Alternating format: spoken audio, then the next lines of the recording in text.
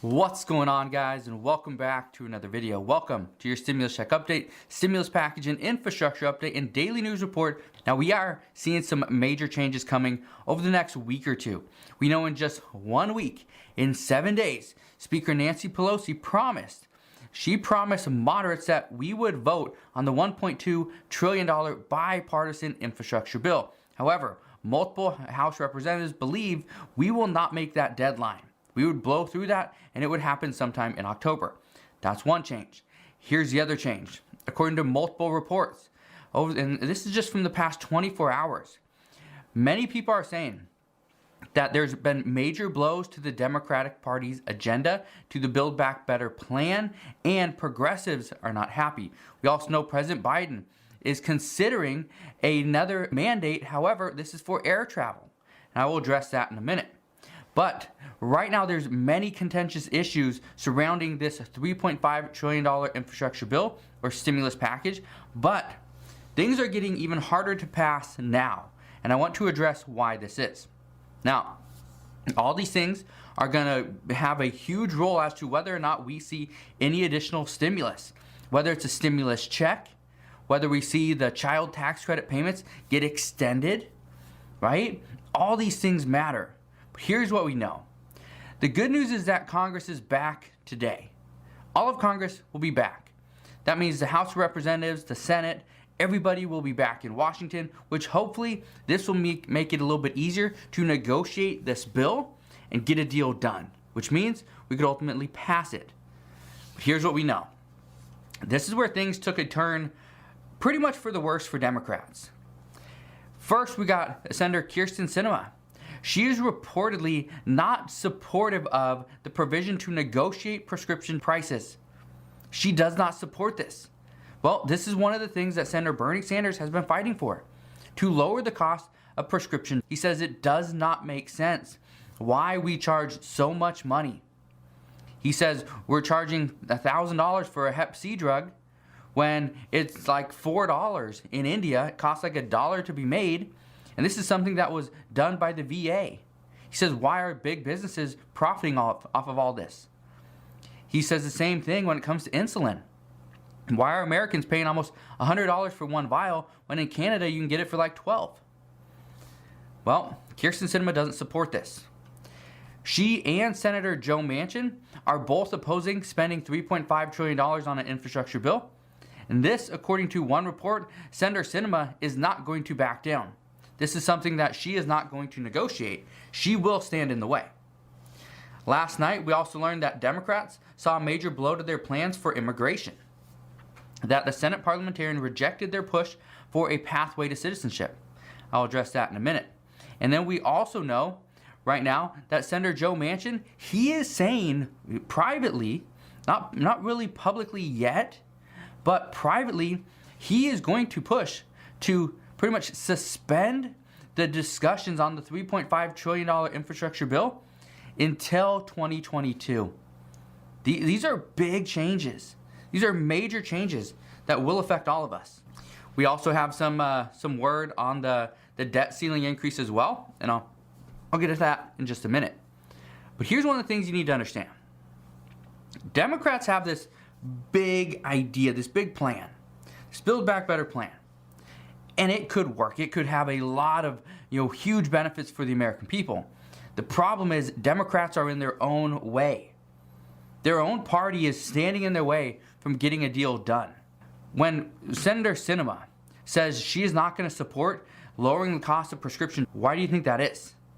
Because chances are the lobbyists are getting to her, telling her, hey, don't support this.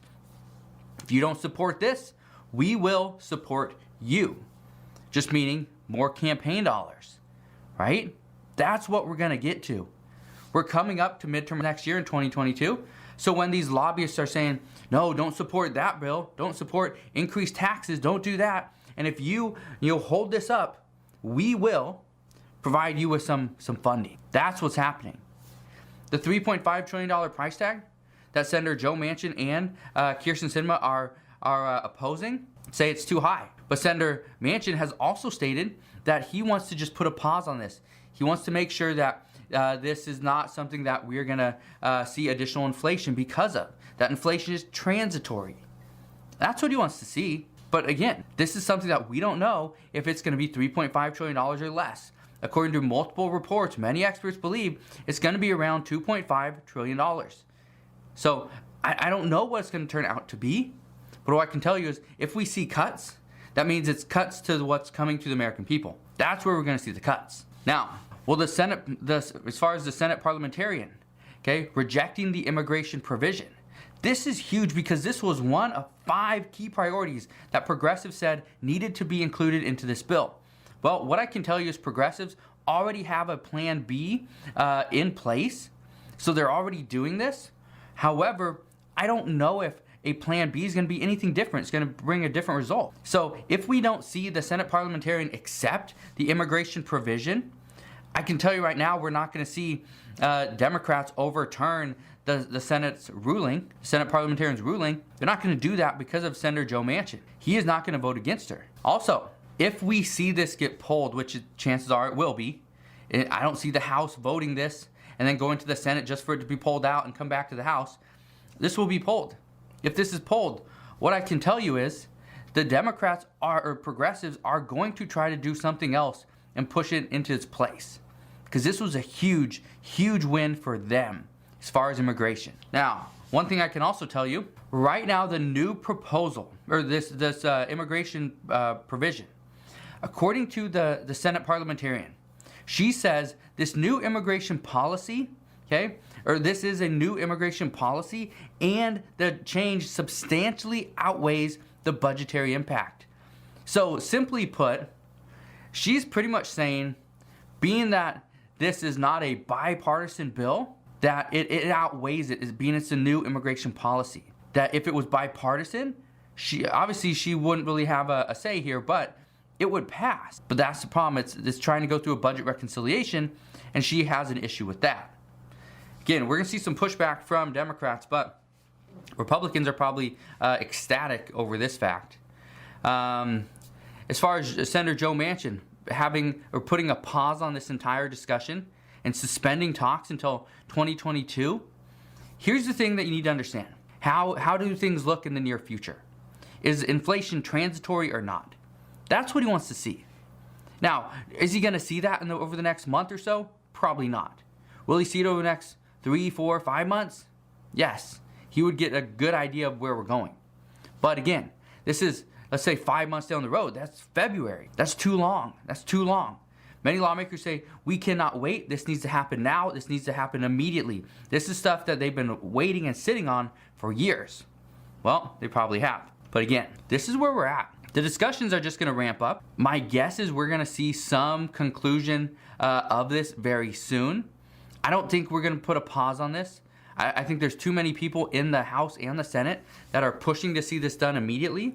Joe Manchin, I think it would be political suicide for him to stand up to his entire party and the president and say, no, I'm going to block this until 2022. It could happen, but honestly, I don't think it will. Let's talk about the debt ceiling for a second, because this is huge. This is huge because according to multiple experts, they say if government funding doesn't continue, we could see a 40% cut to government funding programs. That's big. These experts also believe that certain programs could simply be dropped for the immediate future. So programs, and I don't know which ones, we have no clue, but if certain government programs are simply dropped because there's no funding, that's going to be a major blow to people that are using those programs, are needing those programs just to survive. Here's what we know. According to Treasury Secretary Janet Yellen, she is saying that Congress needs to act fast or risk defaulting on our debt. I can tell you right now, and all the reports indicate the same thing, the White House and the Senate GOP are not even having a discussion. There's no talks. Senate Minority Leader Mitch McConnell, he has simply stated that the GOP will not take part in any of the negotiations. He will not take part in this. And Democrats, if they want to raise the debt ceiling, they can. They have the power to do so in the budget reconciliation. But that brings up a whole nother question is, will the moderates in the Senate, would they support raising the debt ceiling under a budget reconciliation bill? Some expect that no, they won't. But according to progressives, according to one progressive aide, they are saying that progressives might push to get the debt ceiling increased through the budget reconciliation, but also give in to some of the moderates' demand. So we'll see what happens here. Things are looking interesting.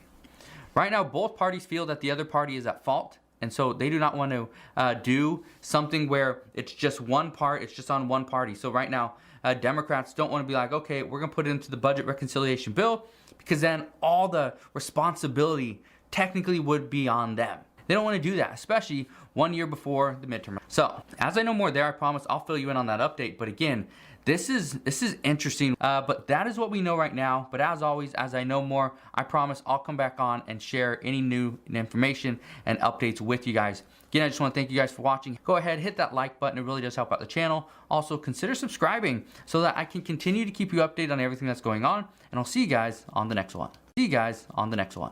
See you guys on the next one.